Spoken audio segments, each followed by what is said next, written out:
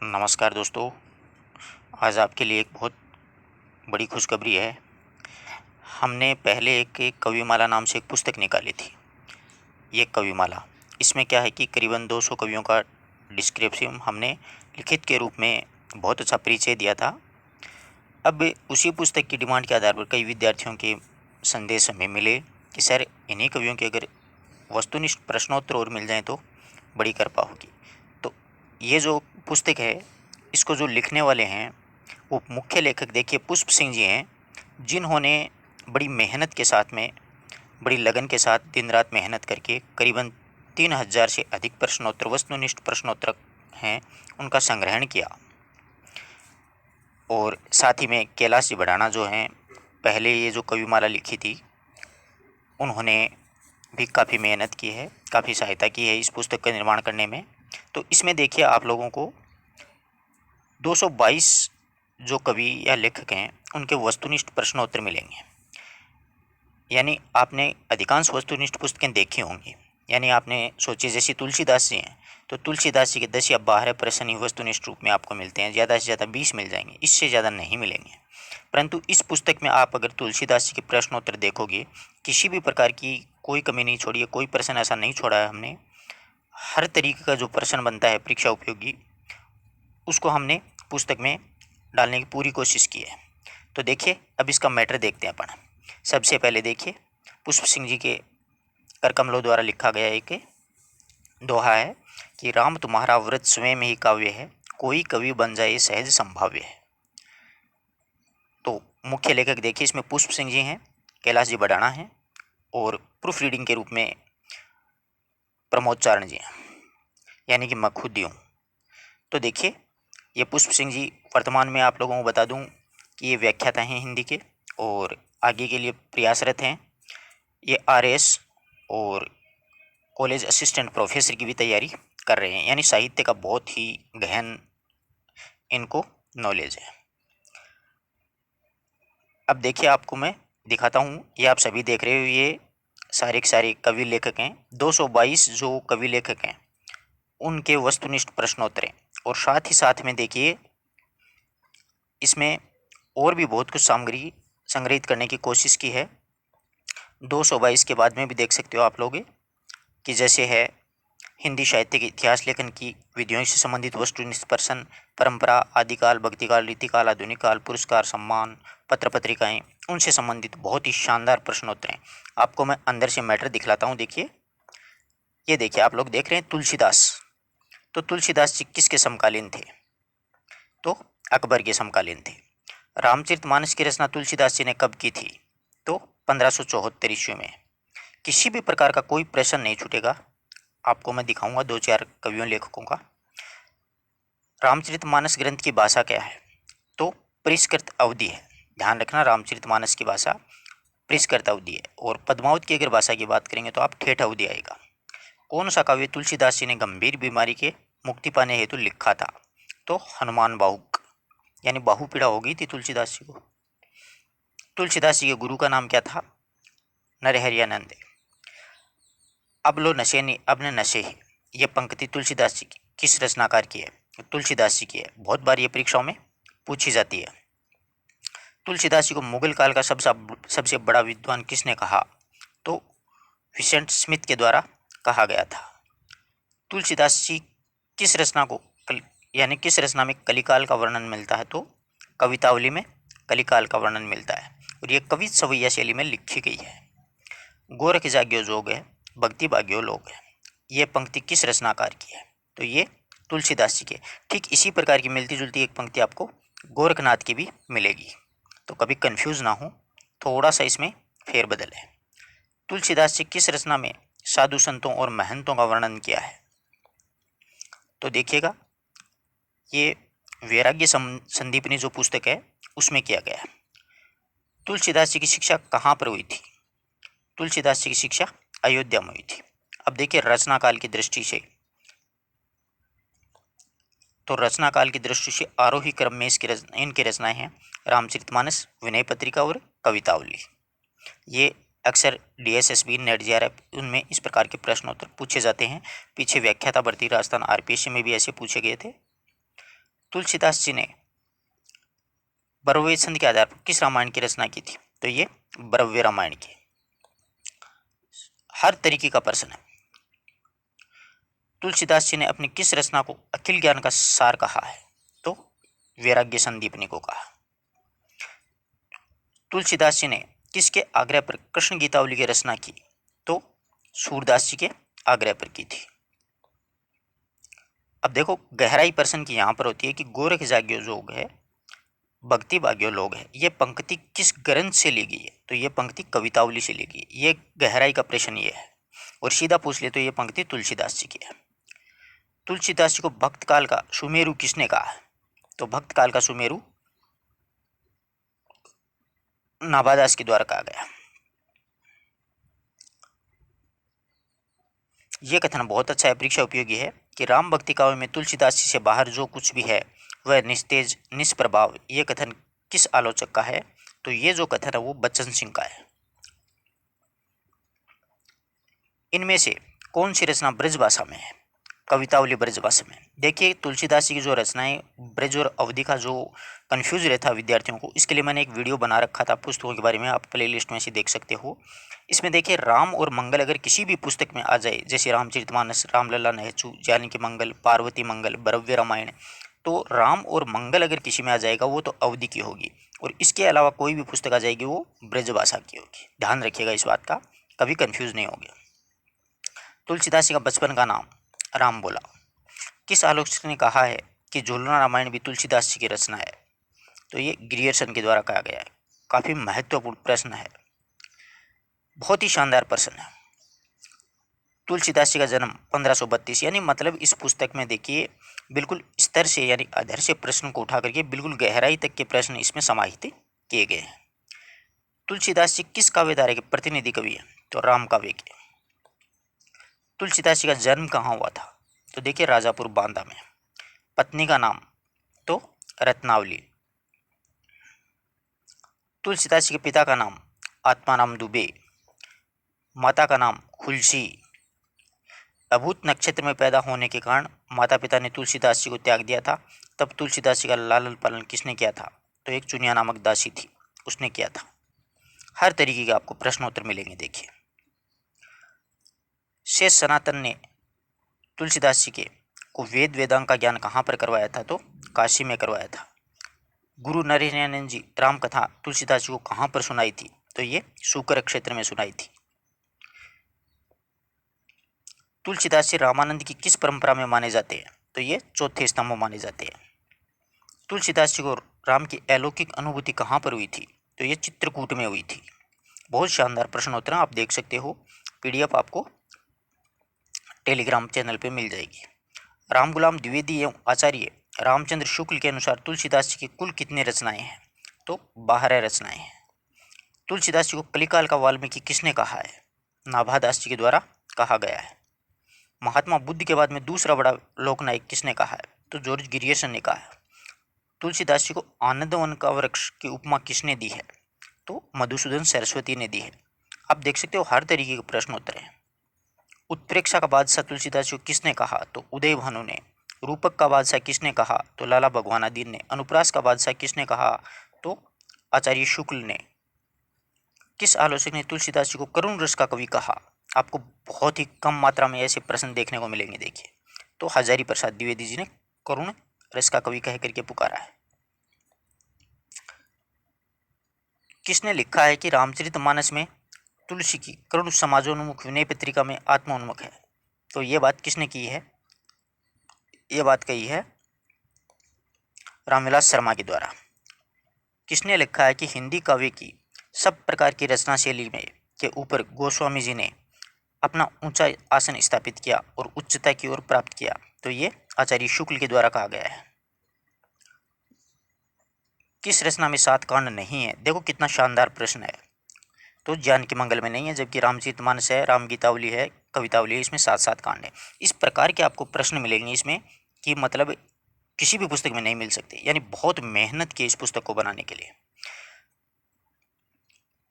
रामचरितमानस में कितने कांड है? तो रामचरितमानस में 7 हैं। प्रथम कांड कौन सा है? बाल कांड है। अंतिम कांड कौन सा है? उत्तरकांड है। दूसरा कांड कौन सा है? अयोध्या कांड है। तीसरा कांड कौन सा है? तो अरण्य कांड है। इस प्रकार के सारे प्रश्न है। देखिए, सबसे छोटा कांड कौन सा है रामचरितमानस का? तो किष्किंधा कांड है। ध्यान रखना इस बात का।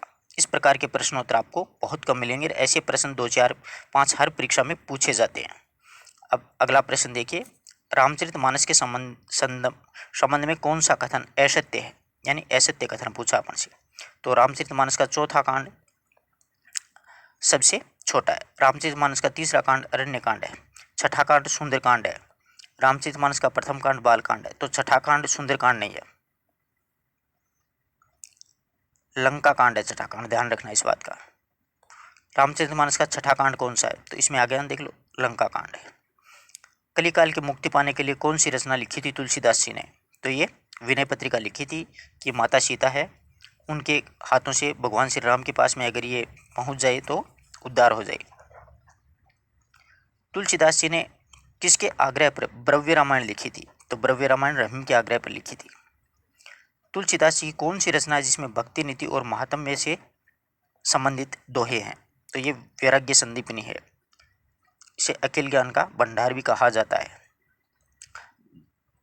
ये हनुमान बाबू का गंभीर बीमारी वाली। पहले टीकाकार कौन थे? तो रामचरितमानस पर सबसे पहले किसने टीका लिखी थी? रामचंद्रदास जी के द्वारा लिखी गई थी। तुलसीदास जी रामाज्ञा प्रश्नावली काव्य की रचना किसके आग्रह पर की थी? तो ये गंगाराम के आग्रह पर की थी। भारत का बाइबल किसने कहा रामचरितमानस को? तो भारत का बाइबल है वो हजारी प्रसाद द्विवेदी के द्वारा कहा गया है। केशव कहीं न जाए का कही पंक्ति तुलसीदास जी की किस रचना में? कितना गहराई का प्रश्न है। ये दोनों प्रश्न बहुत ही महत्वपूर्ण हैं। ऐसे प्रश्नोत्तरों उनका समावेश किया गया है विनय पत्रिका में। गोरख जाग्यो जोग है भक्ति भाग्यो लोग, ये मतलब विनय कवितावली से लिया गया है। अवधेश के बालक चारि सदा तुलसी मन मंदिर में बिहेरे, ये पंक्ति तुलसीदास जी किस रचना में है? तो ये कवितावली में है। ये पंक्तियाँ बहुत पूछी जाती हैं आजकल परीक्षाओं में। राम को रूप निहारती जान की कंकन के नग की परछाई, पंक्ति तुलसीदास जी किस रचना से ली गई है? तो ये कवितावली से ली गई है। जाके प्रिय न राम वेदेही तज कोटि बेरी सम यद्यपि परम स्नेही, तुलसीदास जी ने किसे लिखा था? तो ये मीराबाई को लिखा था। मीराबाई ने कहा था तुलसीदास जी को कि मुझे मेरे परिवार वाले परेशान कर रहे हैं, तो तुलसीदास जी ने ये पंक्ति लिख करके भेजी थी। और ये पंक्ति किस पुस्तक में है? ये विनय पत्रिका में, ध्यान रखना। सबसे पहले रामचरितमानस से तुलसीदास जी ने किसको सुनाया था? तो सबसे पहले है वो रसखान जी को सुनाया था। किसको? रसखान जी को। सगु नहीं अगु नहीं कछु नहीं बेदा, पंक्ति किसकी है? तो ये तुलसीदास जी की है। हनुमान जी के द्वारा सीता के माध्यम से राम को पत्र भेजने का उल्लेख किस रचना में किया गया है? राम को पत्र भेजने का उल्लेख है वो विनय पत्रिका में किया गया है। देखिए, हर तरीके के प्रश्न है। अब देखो, रामचरितमानस को लिखने में कितना समय लेगा? 2 वर्ष 7 माह और 11 दिन, हर तरीके का। तुलसीदास जी किस रचना में भ्रमर गीत से संबंधित परंपरा का निर्माण किया गया है? तो देखिए, ये है वो कृष्ण गीतावली में किया गया है। ये सूरदास जी तुलसीदास जी से मिलने आए थे, तब ये पुस्तक लिखी थी तुलसीदास जी ने। राम के जनेऊ संस्कार से संबंधित रचना कौन सी है? तो ये रामला नहच्छू। दोहावली की रचना कब की थी? कितने दोहे हैं दोहावली में? 573 दोहे हैं। तो हर तरीके के आपको प्रश्नोत्तर इसमें मिलेंगे। और तुलसीदास जी से संबंधित देखो कितने प्रश्न हैं इसमें, करीबन आप स्वयं देख सकते हो 92 प्रश्न है। देखो, किसी भी प्रकार का कोई भी प्रश्न नहीं छोड़ा है कि किस में कितने पद हैं। आप देख सकते हो राम गीतावली में कितने पद हैं, तो राम गीतावली में 328 पद हैं। कृष्ण गीतावली में कितने पद हैं? तो 61 पद हैं। कृष्ण गीतावली की रचना कब हुई थी? हर तरीके का प्रश्न इसमें बनाया गया है। तो कृष्ण गीतावली की जो रचना है वो 1571 में हुई थी। विनय पत्रिका में विनय पत्रिका की रचना कब हुई थी? 1582 में। विनय पत्रिका में कितने पद हैं? तो 279। तुलसीदास जी इनमें से कौन सी रचना सन 1582 में हुई थी? तो ध्यान रखिएगा, ये दोहावली में की हुई थी। हर तरीके का प्रश्न है, यानी 92% मतलब तुलसीदास से संबंधित कुछ छोड़ा भी नहीं गया। आप स्वयं देख सकते हो मैटर कितना बढ़िया है। किसी प्रकार की हमने कोई कमी नहीं छोड़ी है। फिर भी अगर कोई कमी हो तो आप लोग कमेंट जरूर करें ताकि उसमें सुधार किया जाए, यानी गलतियां होना स्वाभाविक है। अब जयशंकर प्रसाद जी के बारे में देखिए आप लोग। जयशंकर प्रसाद जी की साहित्यिक लेखन परंपरा किस पत्रिका से है? तो ये इंदु पत्रिका है, 1909 में प्रकाशित हुई थी। इससे प्रारंभ में प्रसाद जी कलाधर उपनाम से किस भाषा में रचनाएं करते थे? तो ये ब्रज भाषा में लिखते थे प्रसाद जी प्रारंभ में। प्रसाद जी का प्रसिद्ध विरह काव्य आंसू का प्रथम प्रकाशन वर्ष? तो प्रथम प्रकाशन वर्ष 1925 में हुआ था। कामायनी की रचना में कितने वर्ष लगे थे प्रसाद जी को? तो 7 वर्ष लगे थे।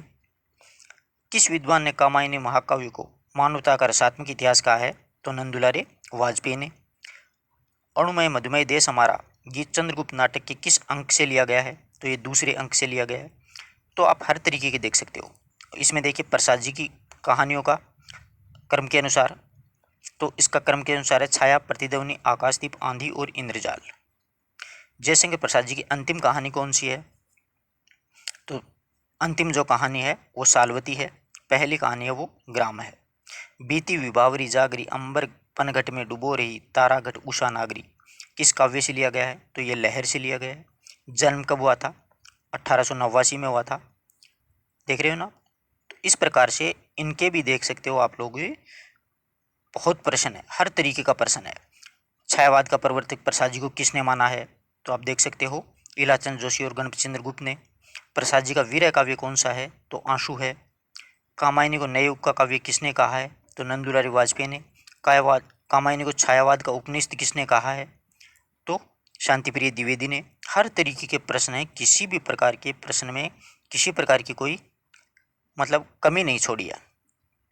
देख रहे हो कामायनी का प्रथम सर्ग कौन सा है? तो चिंता सर्ग है। अंतिम सर्ग कौन सा है?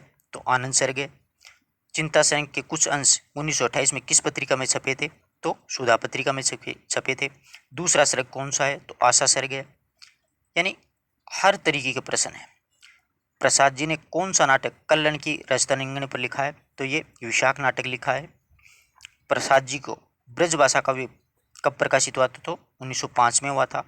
आप देख सकते हो बिल्कुल सारे के सारे।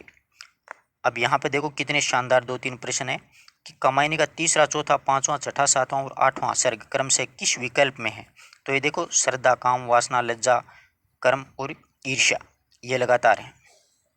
देख रहे हो ना? ये सारे के सारे। तितली जो उपन्यास है इसका प्रकाशन वर्ष कब था? 1934 है। प्रसाद जी ने कुल कितनी कहानियाँ लिखी? तो कुल 72 कहानियाँ। तो आप देख सकते हो हर तरीके का प्रश्न है। प्रसाद जी की प्रथम कहानी कौन सी है? कहानी संग्रह। तो प्रथम कहानी संग्रह छाया है। हर तरीके का आपको प्रश्न मिलेगा। अब देखिए प्रसाद जी के कितने प्रश्नोत्तरों को शामिल किया गया है। करीबन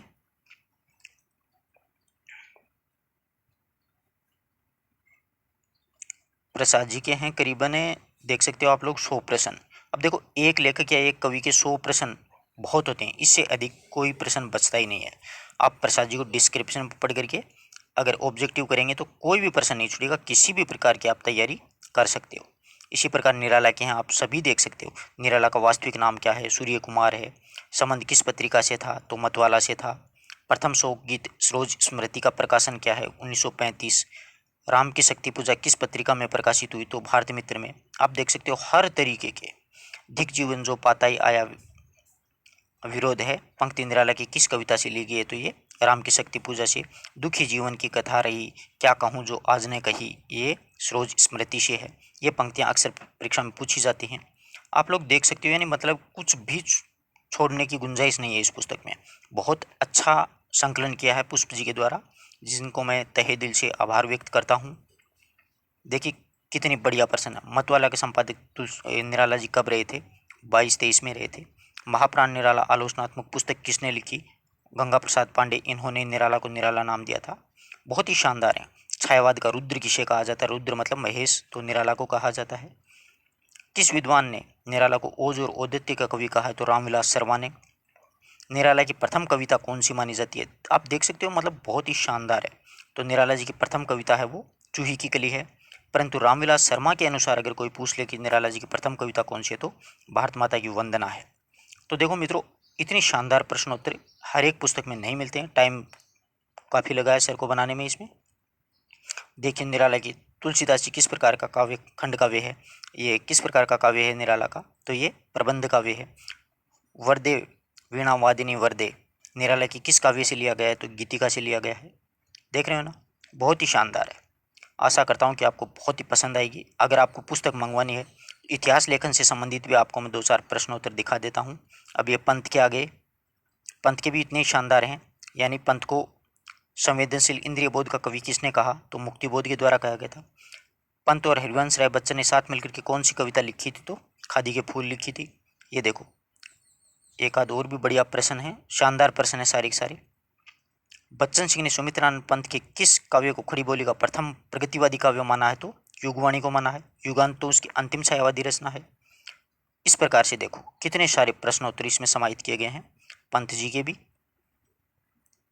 आप देख सकते हो। पीडीएफ के लिए आपको टेलीग्राम चैनल का लिंक दूंगा डिस्क्रिप्शन में, वहां से ज्वाइन कर लेना। 66 प्रश्न है देखो पंत जी से संबंधित। लोकायतन का प्रकाशन वर्ष क्या है, तो 1964 है। पंत की अंतिम छायावादी काव्य कौन सा है, तो यह गुंजन है। इसी प्रकार महादेवी जी के हैं सारे के सारे। महादेव जी का जन्म से लेकर के सब कुछ, 1907 में जन्म हुआ था। साहित्य की शक्ति किसे कहा जाता है, यानी छायावाद की शक्ति महादेवी वर्मा को कहा जाता है। ये सारे के सारे प्रश्नोत्तर समाहित किए गए। नीरजा काव्य के लिए कौन सा पुरस्कार मिला था, तो शेक्सपियर पुरस्कार मिला था। दिया नामक कविता किस भाषा में है, खड़ी बोली में महादेवी की प्रथम कविता दिया ही है, ये भी ध्यान में रखना। हर तरीके का आपको प्रश्न मिलेंगे, किसी भी प्रकार का कोई प्रश्नोत्तर इसमें छोड़ा नहीं गया है। देख रहे हो ना। ठीक इसी प्रकार देखिए इतिहास लेखन की विधियों से संबंधित आप देख सकते हो। गारसादासी किस विद्वान के आधार पर हिंदी साहित्य का इतिहास लिखा था, तो वर्णाकुम पद्धति है ना उसके। शिव सिंह सेंगर ने किस विधि के आधार पर इतिहास लेखन किया था, तो ये भी वर्णाकुलम है। आप देख सकते हो हर तरीके के प्रश्नोत्तर आपको मिलेंगे। अब किस विधि के जन्मदाता फ्रांस के विद्वान तेन महोदय थे, यही सर्वमान्य है, ये विधेयवादी प्रवृत्ति है। विधेयवादी पद्धति को कितने भागों में बांटा गया है, तो 3 भागों में बांटा गया है। हर तरीके के सच्चे अर्थों में हिंदी साहित्य का इतिहास किसके द्वारा लिखा गया है, तो आचार्य शुक्ल के द्वारा, जो आज भी प्रामाणिक माना जाता है। हर तरीके के प्रश्नोत्तर हैं। ठीक है, आप देख सकते हो। पीडीएफ आपको टेलीग्राम में मिल जाएगी। बहुत ही अच्छे प्रश्नों का संकलन किया है सर ने। आप लोगों तक ये सबसे कम पैसे में आप लोगों तक ये पुस्तक पहुंचे, इसके लिए इस पुस्तक की जो रेट है वो रखी है, कीमत 230 रुपये, वो भी डाक चार्ज सहित आपके घर तक ये पहुंच जाएगी। और आपको पुस्तक मंगवानी है, किसी भी विद्यार्थी को अगर पसंद आए, तो आपको एक व्हाट्सअप नंबर बताए गए हैं, वो मैं आपको दिखला रहा हूँ, देखना। वहाँ से आप मंगवा सकते हो।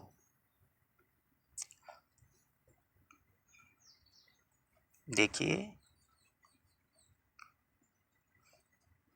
व्हाट्सअप नंबर पे आप व्हाट्सअप कर सकते हो, बुक ऑर्डर कर सकते हो। 230 रुपये में आपके घर तक ये पहुंच जाएगी। और आप एक बार इस पुस्तक को पढ़ोगे ना, तो आप अपने 2 मित्रों को और भी बताओगे, क्योंकि मैट्री कुछ ऐसा है। धन्यवाद दोस्तों। आशा करता हूँ कि आपको हर एक चीज़ बहुत अच्छी तरीके से समझ में आई है। क्वेश्चन आंसर आपने देखे हैं। अगर अच्छा लगे तो आप ऑर्डर ज़रूर करें।